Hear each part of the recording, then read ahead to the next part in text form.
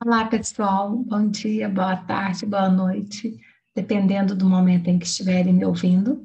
Eu sou a professora Bárbara Rabelo Aquino e vamos trabalhar este semestre com português instrumental. Sejam muito bem-vindos, alunos e alunas, ao curso técnico em administração do Instituto Federal Campus Campina Verde. Momento de apresentação, quem sou eu? Eu sou a professora Bárbara Rabelo, como já disse. Vamos trabalhar com português instrumental. Nós teremos 2 horários de aula semanais. Como nós vamos trabalhar?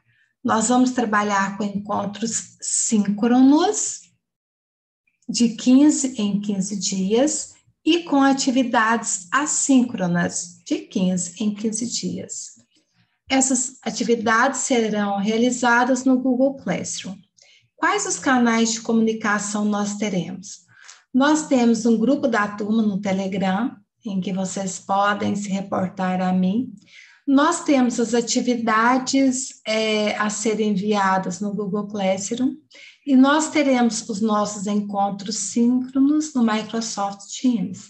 Portanto, providencie um e-mail institucional de vocês para que possam participar adequadamente dos próximos encontros. Está bem? Começando o curso técnico em administração EAD, quais são as suas expectativas? Quais são os seus anseios? Quais são os seus desejos? Em nossa aula, eu ouvi os alunos que estavam presentes e vejam um retrato que temos da turma. Olhem que bacana. O que você espera do curso técnico em administração? Use uma palavra, na verdade foram 3 palavrinhas cada aluno poderia colocar para responder a essa questão. Observem que o que está maior aqui foi o que mais apareceu. Olhem que turma bacana. Nós temos aqui, conhecimento é a maior busca da turma. Aprendizado, ser uma boa profissional, nova área profissional, realização, informação, gestão, concurso, valorização do currículo, aprender, crescimento, ganho, desafio, superação, futuro, aprender coisas novas, voltar a estudar, aprimoramento, desenvolvimento pessoal, ter mais conhecimentos, reconhecimento. Tenho certeza de que vocês alcançarão tudo isso aqui. Suas expectativas, tenho certeza de que vão se concretizar. E eu gosto sempre de dizer que para chegar ao sucesso, esse sucesso que vocês almejam, há etapas, há passos a serem cumpridos. Vejam essa ilustração. Pense, idealize, mas não apenas pense e idealize. Tente, faça de novo, continua fazendo, que dessa forma você vai alcançar o sucesso. E um ano de experiências únicas nos aguarda. Foquem em quem você quer se tornar e acredite que as possibilidades estão a seu favor. Acredite que você pode chegar aonde quiser, que com empenho alcançará tudo quanto deseja. Tenho certeza disso, meu querido aluno, minha querida aluna, de que vocês conseguirão tudo aquilo que desejam. Só o fato de estarem reservando um momento para o estudo, só o fato de vocês estarem aqui, prova isso. Vamos, então. Esta ementa do nosso curso, ela está disponível no site do Instituto Federal Campina Verde. Vocês vão ver lá o que é o nosso objetivo no curso, neste semestre, com as nossas 2 aulas semanais, quais são os objetivos que nós temos aí. Então, nós vamos ter vários tópicos a serem abordados neste semestre. E para começar, já que vamos trabalhar com português instrumental, já que vamos fazer uso da língua constantemente, vou partir do seguinte questionamento: o que é língua? O que é língua para você? Já sabemos que a língua oficial do Brasil, de acordo com o artigo 13 da Constituição Federal, é a língua portuguesa. Mas o que é mesmo língua? Nós temos vários conceitos aqui do linguista Larsen Freeman, de 2003. Observem esses conceitos.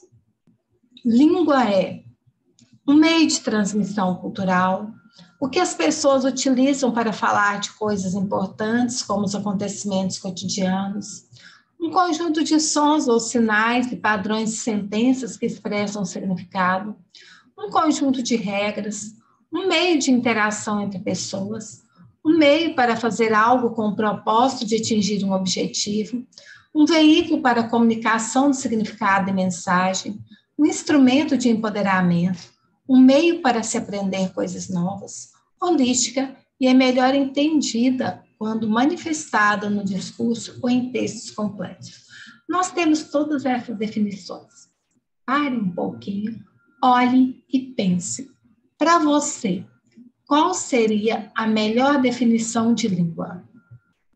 Eu gosto muito desses conceitos aqui que falam que ela é um meio de transmissão cultural.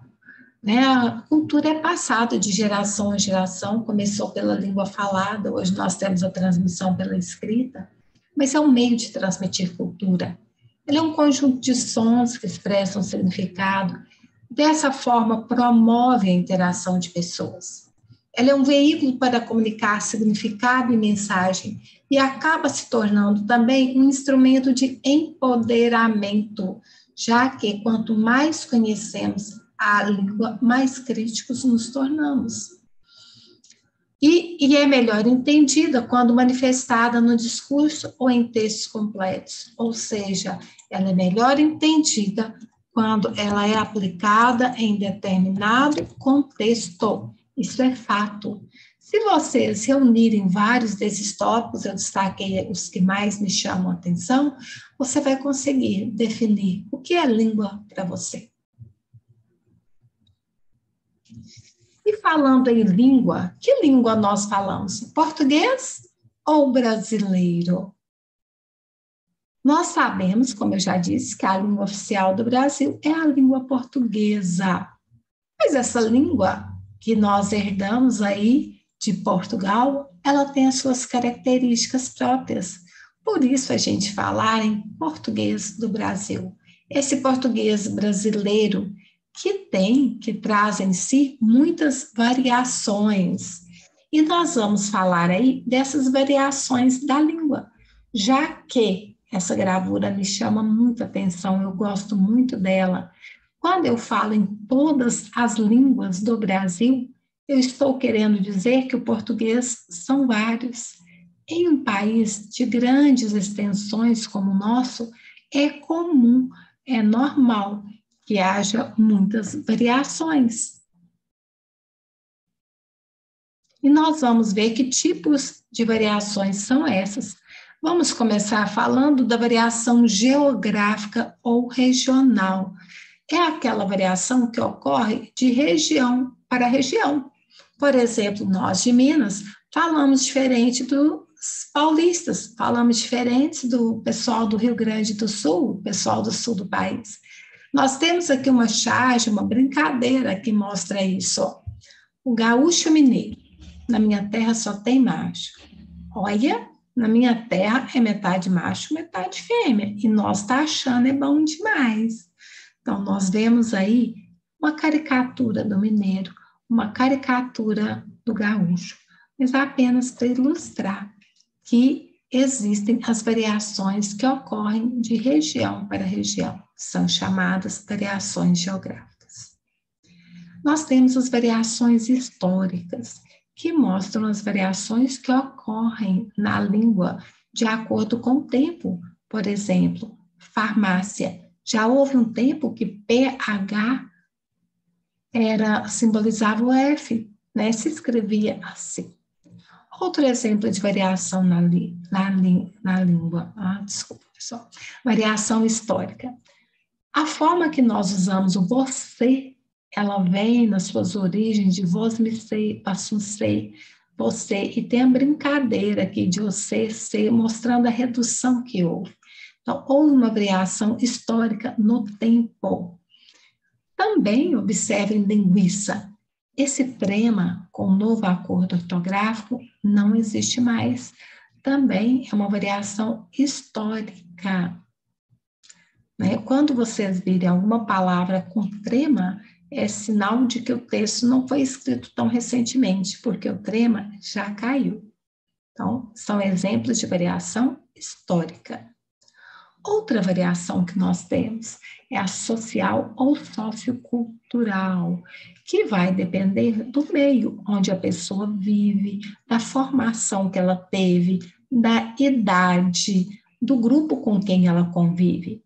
Então, vocês veem, tem uma charge aqui mostrando uma pessoa mais humilde, se expressando da forma dela, e uma pessoa que teve mais oportunidades de estudo, de formação acadêmica, não compreendendo nada do que a outra diz. Certo ou errado o modo como esse senhor está se expressando? Observe que não existe isso de certo ou errado, falar que ele está falando errado. Ele está falando de acordo com a formação que ele teve, de acordo com o conhecimento cultural e do meio em que ele vive. Então, variação social ou sociocultural. Outra variação que nós temos é a variação de estilo ou de registro ou de situação. Então, nós vamos ver que nós podemos utilizar a língua de diferentes formas, dependendo do contexto em que nós estamos. Eu posso falar de um modo mais formal ou de um modo mais informal? Depende da pessoa com quem estou falando, do contexto, do momento em que estou vivendo. Então, observe que essa variação de registro, nós vamos ter bastante as noções de adequado ou inadequado. Observe essa imagem, né? A praia, que é um lugar informal, uma pessoa vestida inadequadamente, de terno, né? E veja que belos movimentos elípticos fazem essas ondas, meu caro amigo. Pegá-las vemos nesse instante ou mais tardiamente. Observe que ele segue totalmente a norma padrão e usa um linguajar muito formal para aquele momento de informalidade, falando com o surfista. Então, a fala dele, embora esteja seguindo a norma padrão, está totalmente inadequada.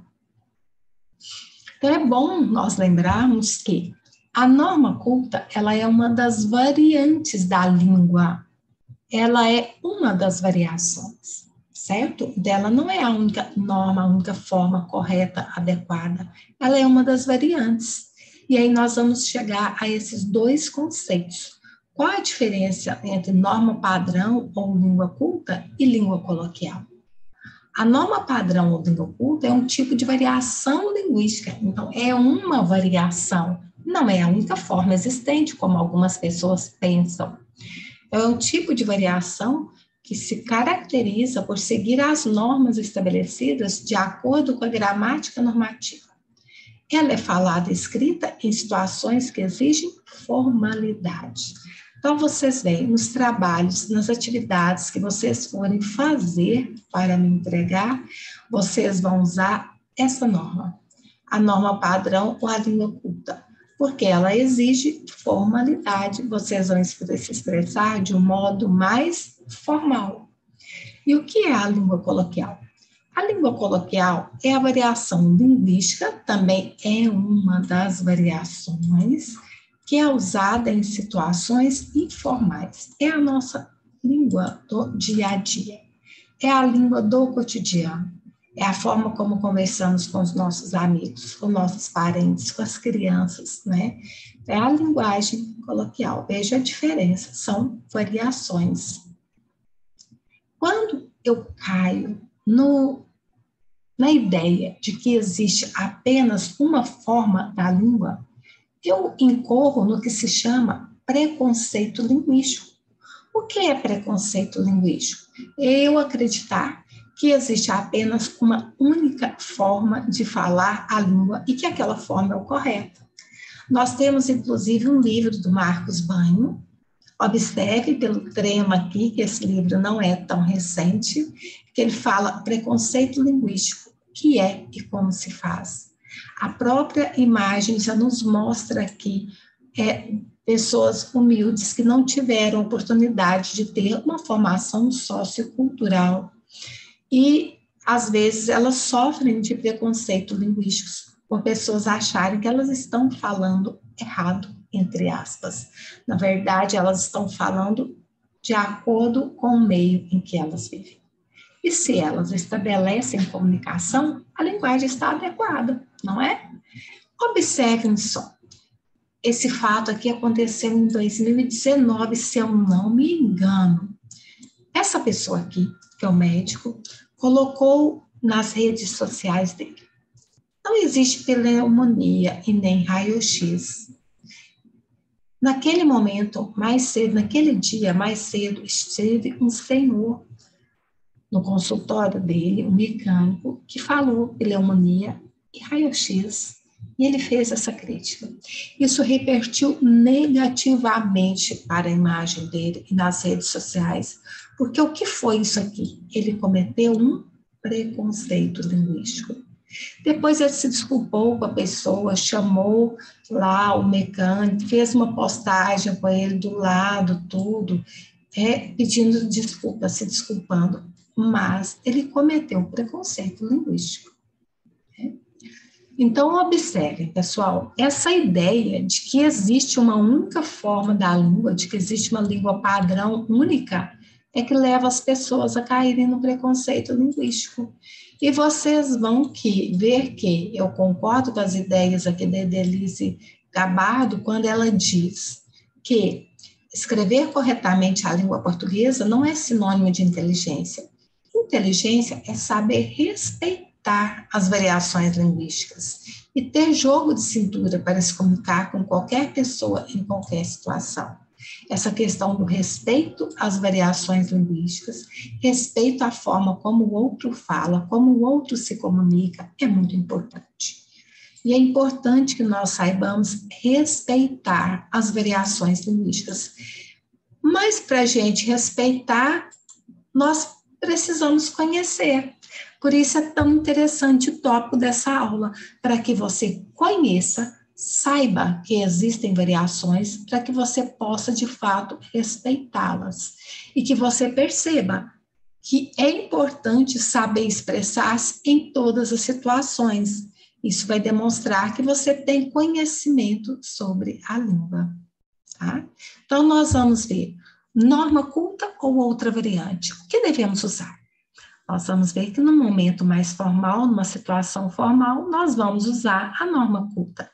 Numa situação informal, nós vamos usar a linguagem coloquial, certo?